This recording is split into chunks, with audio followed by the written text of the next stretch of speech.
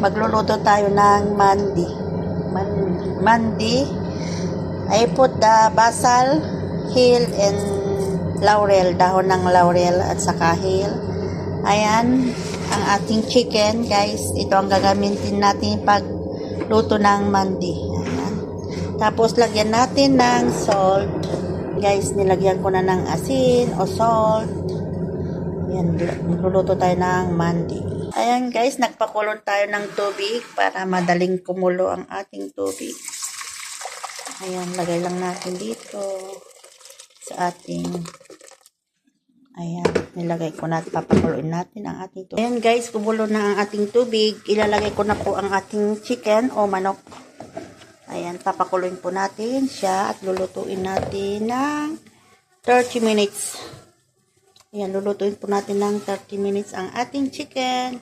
Ayan, lumutang na po ang hill at laurel, ng dahon ng laurel. At yung basil o sibuyas. Ayan. Basil, sibuyas, hill, saka yung laurel, dahon ng laurel, saka asin lang ang nilagay ko. Ayan. Hindi ko na nilagyan ng buharat. Pero hindi ko nilagyan ng buharat, guys. Ayan, papakuloyin po natin ng 30 minutes. Ayan na guys, at maghugas po tayo ng rice. Ayan guys, maghugas na rin ako ng rice. Ayan.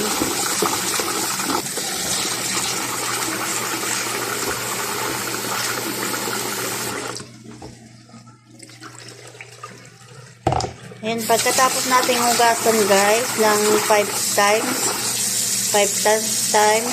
bababad natin siya ng tubig.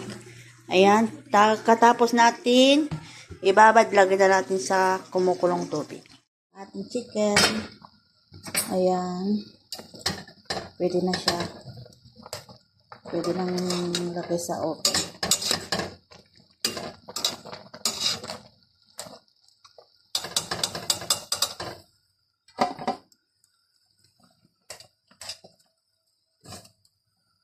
Ayan guys. Hindi ko na lagyan sa oven. Ito yung mga sibuyas guys. Alisin ko lang. Ayan guys, naalis ko na yung mga sibuyas, hill at laurel. Ilagay ko na po yung rice na binabad ko. Ayan guys, lulutuin ko natin siya.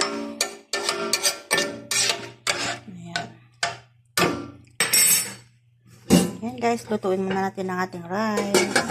Kuha pala ako ng konting tubig niya. Ayan. I-blabas ko sa ating chicken. Ito po, lagay ko dyan. Ayan guys, maglagay lang ako ng konti. Ayan. Lagyan ko ng kurkum. Lagyan ko po siya ng kurkum.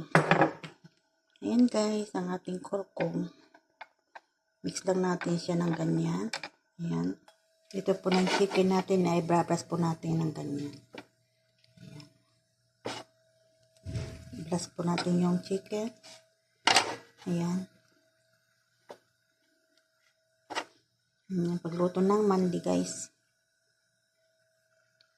Ating pagluto ng mandi. Ayan.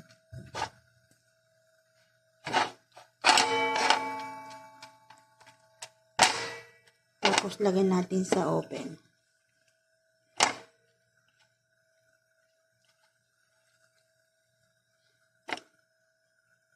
Ayan na siya guys. Ayan na po natin. Mayroon pa doon sa gilid. Ayan guys. Lagyan na natin sa ating oven. Buksan pa na natin yung fire.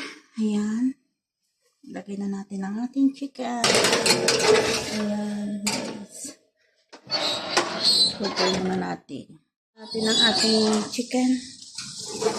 Ayan, guys. Tapos na ang ating chicken. Ayan. Patay na natin, guys. At ito naman po ang ating rice.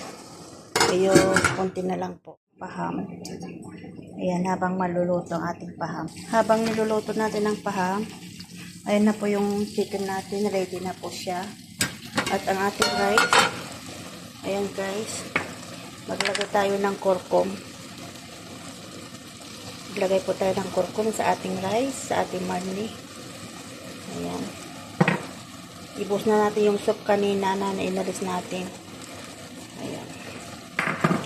Tapos guys, ilagay po na natin ang ating chicken. Ayan. Ating chicken. Ayan guys.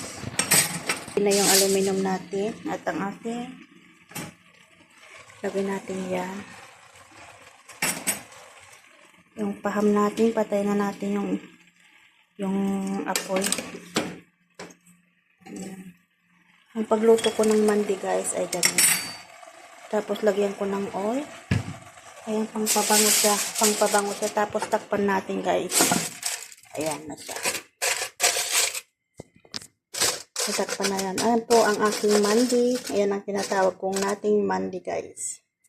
Ayan, maybe after, kung matapos na yung rice, at alam nyo na, time nyo na lang po ng 10 minutes, maluluto na po yung rice.